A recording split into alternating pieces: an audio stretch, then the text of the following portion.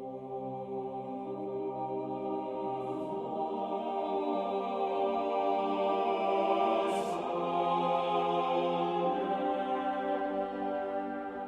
retrouvailles émouvantes.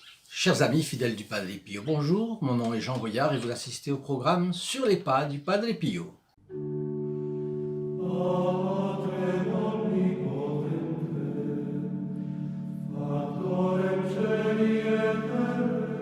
Aujourd'hui, nous nous retrouvons une fois de plus avec joie autour du Padre Pio pour une histoire qui nous ramène dans l'année 1955.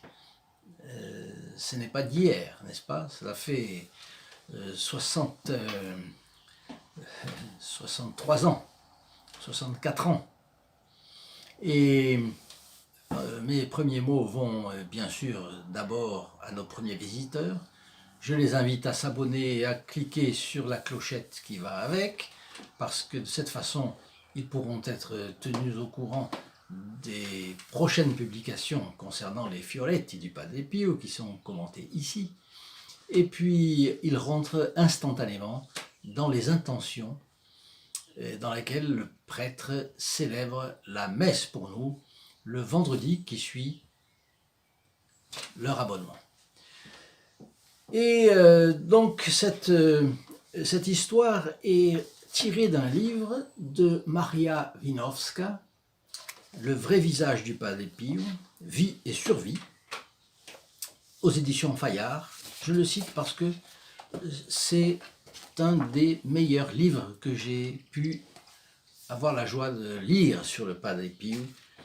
C'est une personne, cette Maria Winowska, elle est née en 1904, elle est décédée en 1993, donc à 99 ans, et elle a une manière, elle est très cultivée, elle est d'origine polonaise, mais elle a fait la résistance en France, très haut placée, puisqu'elle a fait partie des services secrets de la résistance, je pense liés à l'armée, il y en avait, à l'armée française. Et alors, elle a beaucoup de culture, et elle raconte pas seulement les faits bruts de décoffrage, mais également le contexte. Et vous allez voir, que je suis sûr que ça va vous plaire beaucoup. Donc elle est allée, elle a du sang polonais, donc plutôt du nord de l'Europe, comme vous voyez, Europe centrale, mais enfin plus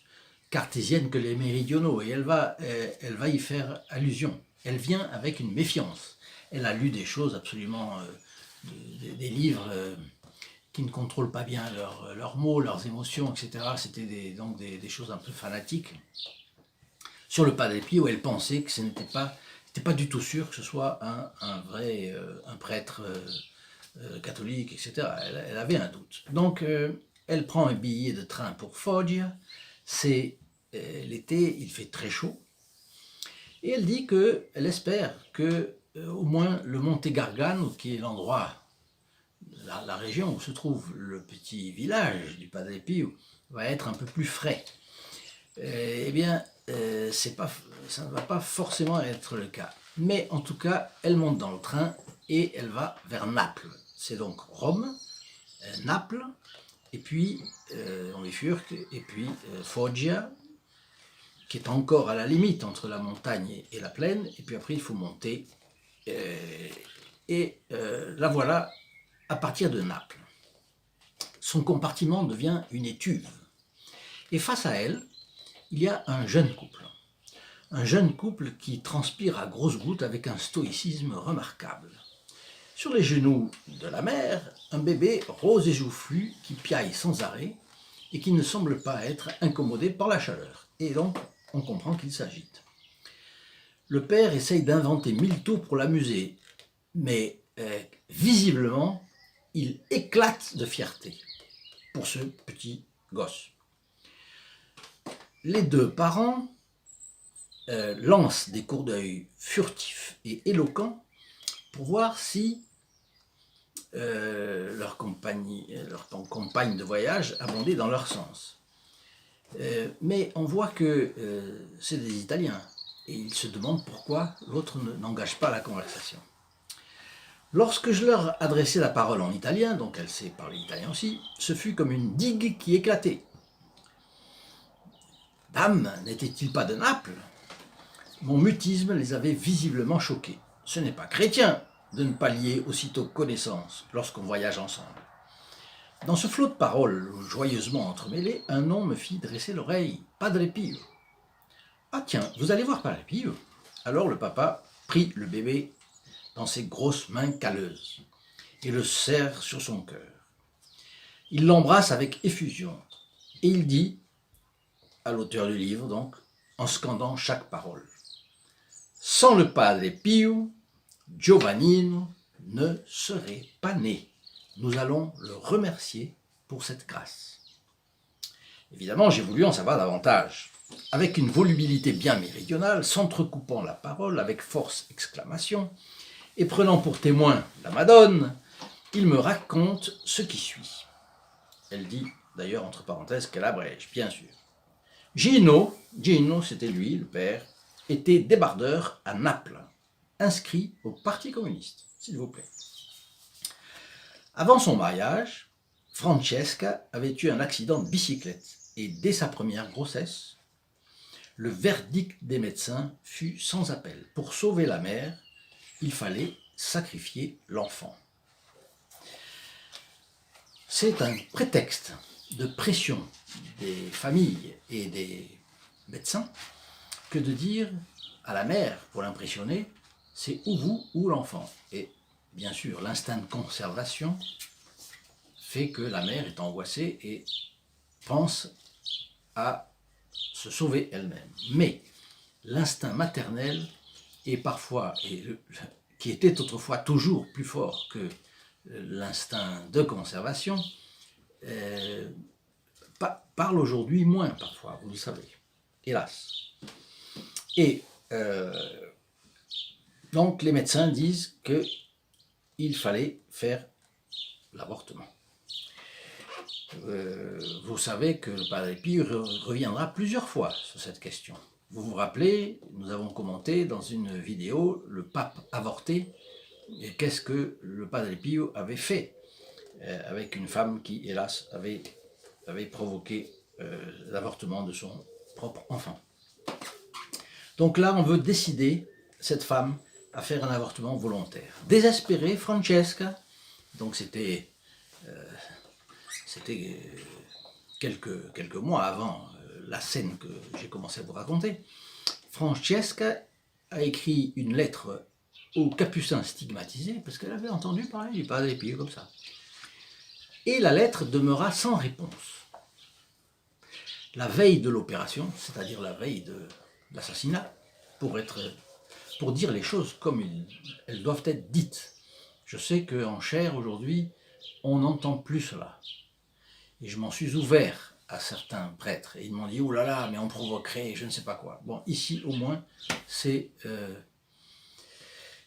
cas de nommer un chat par son nom. Et donc, la veille de l'opération, elle était seule dans son lit, noyée de larmes. Notre auteur, qui raconte cela, interrompt la dame et lui dit, dans le train, « Saviez-vous que l'Église interdit l'avortement ?» Réponse, « Je n'allais plus à l'Église. Mon mari me le défendait. Il était communiste. » Bon. Vous savez qu'en 1977, lorsqu'il y a eu la réforme de la constitution soviétique, on s'est rendu compte que tout ce que enfin, moi je m'en suis rendu compte, pardon, que toutes les réformes contre la vie faisaient partie du programme communiste dès l'implantation du marxisme-léninisme en Russie. Donc, c'était logique. Et voilà cette femme qui se trouvait dans une impasse totale. Et là, je dois faire une parenthèse parce que il arrive à tout le monde dans sa vie de se trouver dans une impasse.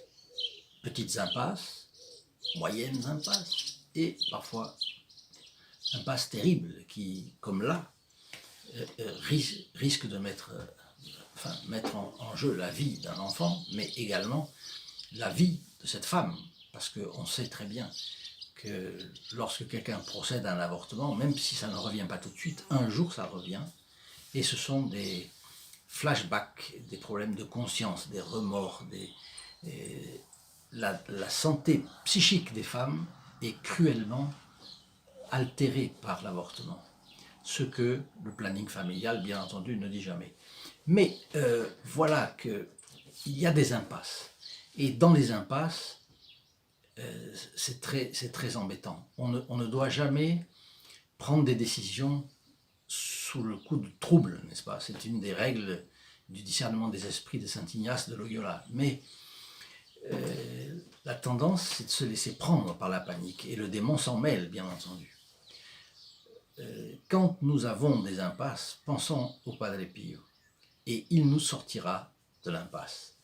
D'ailleurs, je vous rappelle que vous avez la possibilité d'acquérir cette photographie du Padre Pio en allant dans la description de cette vidéo. En bas, vous avez un endroit où on met plus.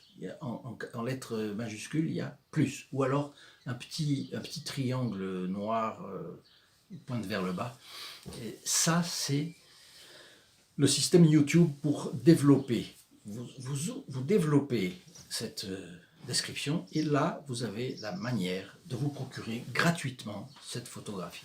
Donc, je vous le propose parce que ce que j'aimerais, c'est mettre cette photographie dans le plus de foyers possible, bien entendu. Ensuite, je vous demande une rapide prière pour les personnes qui vous permettent de la voir gratuitement. Pourquoi?